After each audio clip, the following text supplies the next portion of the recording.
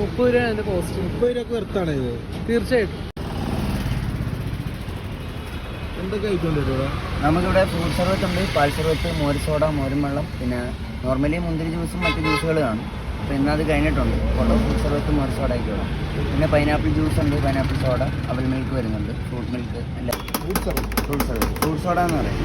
എന്തൊക്കെ ഇതിൽ മെയിനായിട്ട് കട്ട് ഫ്രൂട്ടുകളും സർബത്തും സോഡ കഴിച്ചു വരും. പിന്നെ അതിൽ ഓൾറെഡി നാരങ്ങ നമ്മൾ ചേർത്ത് വെക്കും. എൻ്റെ സ്ഥലം എറണാകുളം. ഞാൻ വർക്കിന് വന്നത് ഇവിടെ. കഴിഞ്ഞ ആഴ്ച വന്ന് ഇവിടെ കുടിച്ചതാണ്, ഈ ആഴ്ചയും വന്നു. രണ്ടാമത്തെ തോട്ടമാണ്.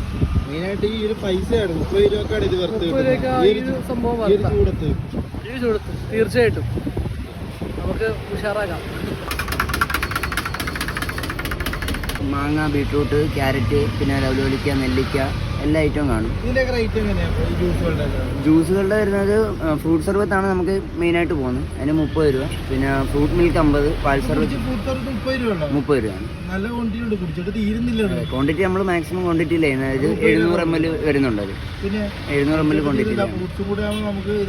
അതെ, പിന്നെ 30 രൂപ. പിന്നെ പാൽ സർബത്ത് ഉണ്ട് 40 രൂപ, അവൽ മിൽക്ക് 50 രൂപ, പിന്നെ മോര് സോഡ, മോരും വെള്ളം ഒക്കെ ഉണ്ട് 30 രൂപയാണ്. മോര് സോഡയ്ക്ക് 30 രൂപയാണ്.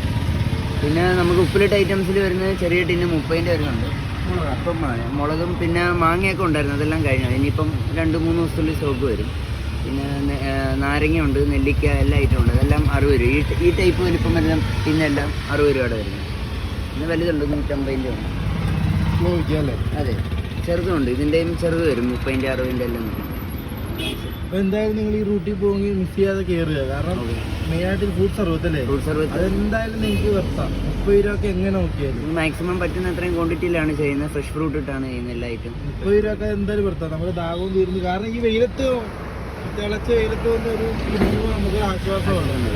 30 രൂപ വെർത്താണ് എന്തായാലും ആ ഒരു ജ്യൂസ്. മാക്സിമം ക്വാണ്ടിറ്റിയിലാണ് നമ്മൾ ചെയ്യുന്നത്.